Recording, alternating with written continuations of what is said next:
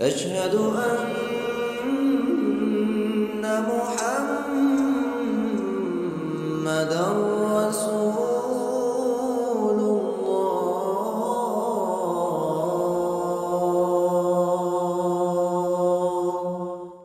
انسان کا اپنے معافی الضمیر کو ظاہر کرنا اور اپنی بات دوسروں تک پہنچانا اللہ تعالیٰ کی قدرت کی نشانی بھی ہے اور انسان پر اللہ تعالیٰ کا احسان بھی۔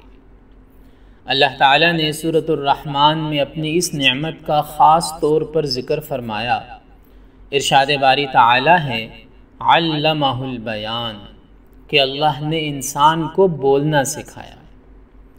انسان کے لیے صرف بولنا ہی کافی نہیں ہے، بلکہ اچھے طریقے سے بولنا بھی ضروری ہے، خاص طور پر جب اسے کسی موقف کو واضح کرنا ہو، خیر و بھلائی کا ابلاغ کرنا ہو یا اپنا پیغام دوسروں تک پہنچانا ہو تو اسے پرتاثیر، مدلل اور درست ترین کلام کی ضرورت ہوتی ہے۔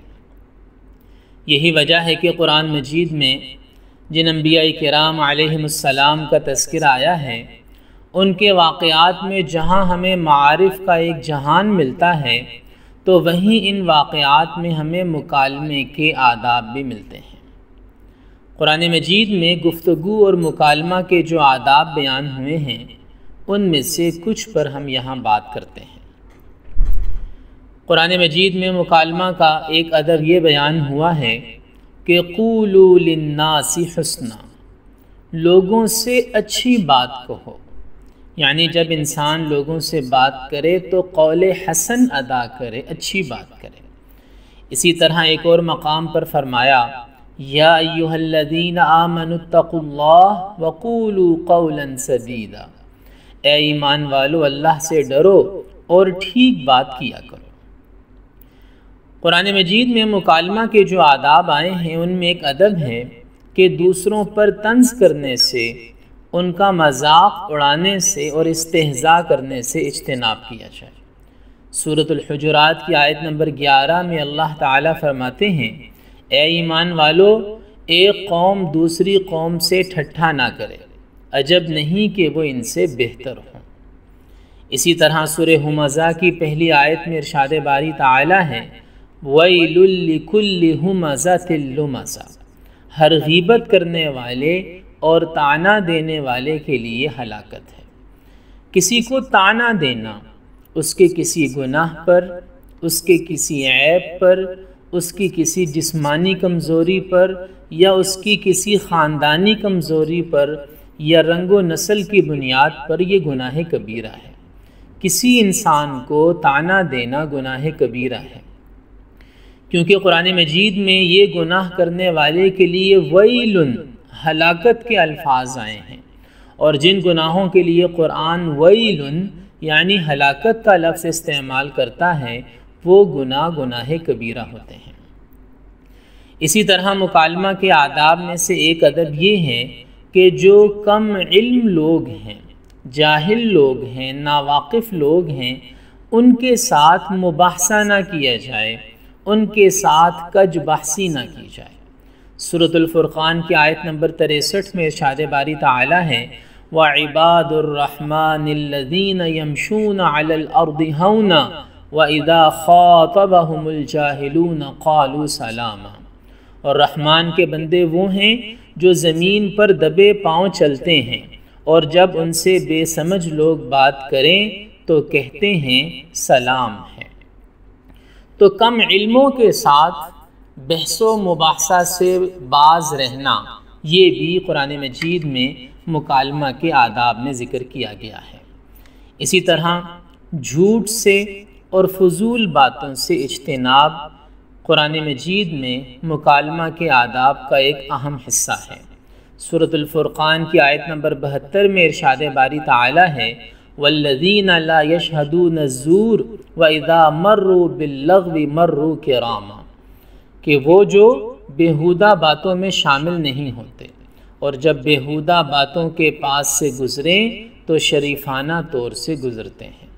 اور سورۃ المؤمنین میں فرمایا گیا کہ کامیاب ہونے والے مومن ان کی ایک صفت یہ ہے کہ والذین هم عن اللغو معرضون، وہ بیہودہ باتوں سے منہ موڑنے والے ہیں۔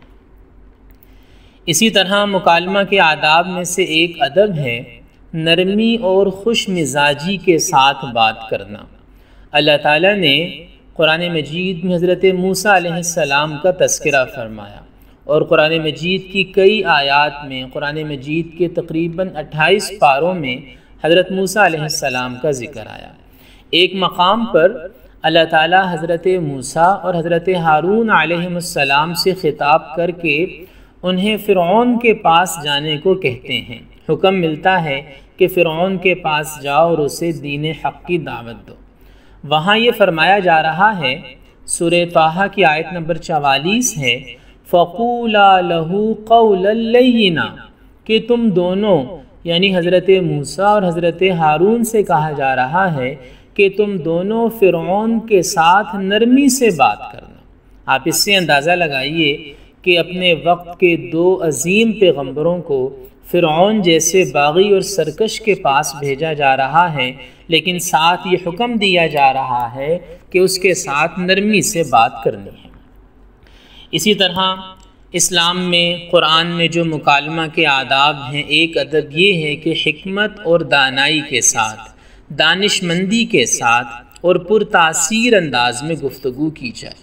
ادعو الی سبیل ربک بالحکمت والموعظۃ الحسنہ، اپنے رب کی طرف دانش مندی اور عمدہ نصیحت سے بلاؤ۔ آواز کا مناسب ہونا بھی بہت ضروری ہے۔ آواز بہت زیادہ اونچی کرنا پسندیدہ نہیں ہے۔ حضرت لقمان علیہ السلام نے اپنے بیٹے کو نصیحت کی، جو قرآن کی سورہ لقمان کی آیت نمبر 19 میں موجود ہے کہ وَغْضُضْ مِن صَوْتِكَ، اپنی آواز کو پست رکھو۔ اسی طرح گفتگو میں جانبداری کے بجائے انصاف سے کام لینا۔ وَإِذَا قُلْتُمْ فَعْدِلُوا، سورہ انعام کی آیت 152 میں اللہ تعالیٰ فرماتے ہیں کہ جب بات کہو تو انصاف سے کہو، وَلَوْ كَانَ ذَا قُرْبَىٰ، اگرچہ رشتہ داری ہی کیوں نہ ہو۔ اسی طرح مخاطب کی بات کو سننا اور اس کو سمجھنے کی کوشش کرنا، یہ بھی مکالمہ کے آداب میں سے ہے۔ ارشاد باری تعالیٰ ہے، ان لوگوں کی طرح نہ ہو جاؤ جنہوں نے کہا کہ ہم نے سن لیا لیکن در حقیقت وہ سنتے نہیں ہیں۔ اور قرآن مجید میں مذکور آداب مکالمہ میں سے ایک ادب یہ ہے کہ انسان جب کوئی بات کرے تو پوری تحقیق کے ساتھ، تصدیق کے ساتھ کرے، بغیر تحقیق اور تفتیش کے سنی سنائی باتوں کو بیان کر دینا، یہ اسلام میں مکالمہ اور گفتگو کے آداب کے خلاف ہے۔ اللہ تعالی ہم سب کو عمل کی توفیق عطا فرمائے۔ وآخر دعوانا ان الحمد للہ رب العالمین۔